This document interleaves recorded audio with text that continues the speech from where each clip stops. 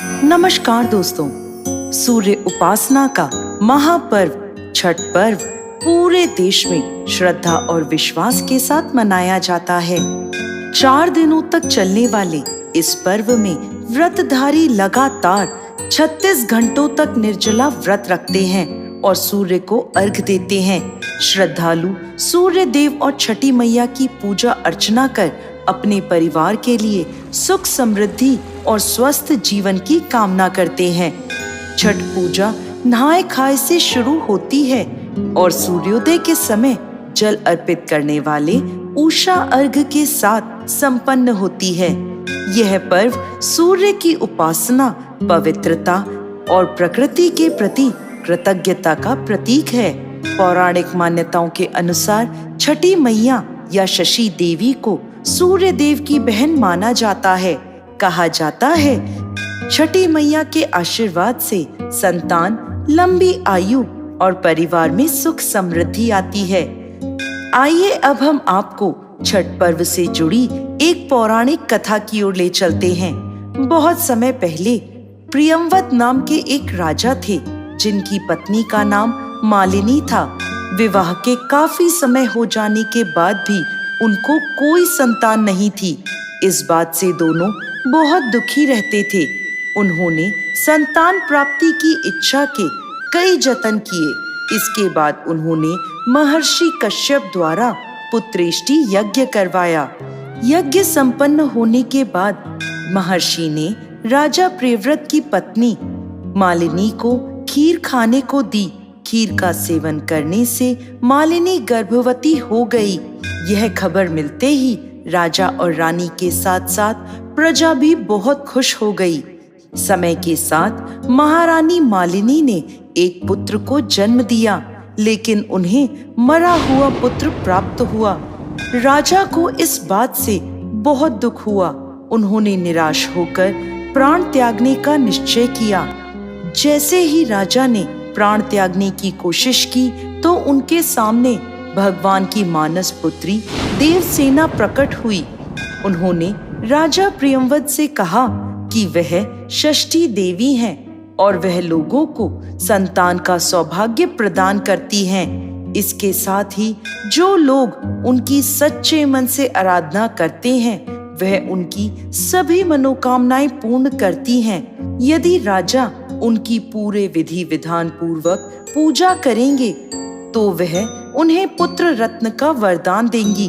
देवी की आज्ञा मानकर राजा प्रियंवद ने कार्तिक शुक्ल पक्ष की षष्ठी को देवी षष्ठी का विधि विधान से पूजन किया, जिसके फलस्वरूप राजा की पत्नी फिर से गर्भवती हुई और उन्हें सुंदर पुत्र की प्राप्ति हुई। ऐसा माना जाता है तभी से छठ पर्व मनाया जाने लगा। जो व्यक्ति छठ पर्व की विधि पूर्वक पूजा करने के साथ साथ व्रत रखते हैं तो छठी मैया उनकी हर मनोकामना पूरी करती है।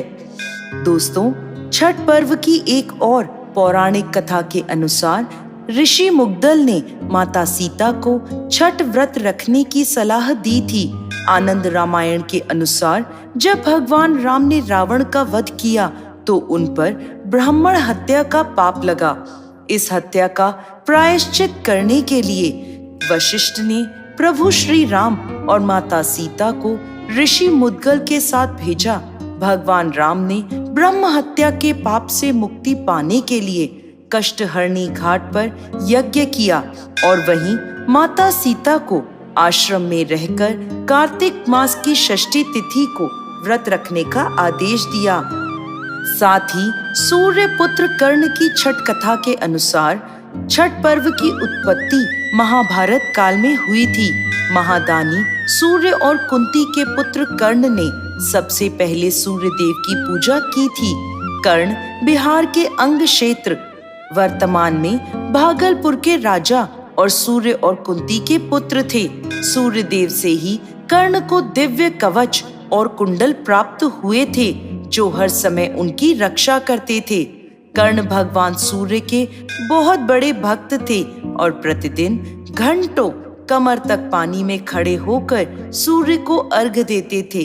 सूर्य की कृपा से ही वह एक महान योद्धा बने। छठ के दौरान अर्घ देने की यह परंपरा आज भी प्रचलित है। कर्ण के साथ साथ महाभारत काल में द्रौपदी ने भी अपने परिवार की सुख शांति और सुरक्षा के लिए छठ व्रत रखा था। जब पांडव जुए में अपना सारा राजपाट हार गए, तब द्रौपदी ने छठ व्रत रखा। उनकी मनोकामना पूरी हुई और पांडवों को उनका राजपाट वापस मिल गया।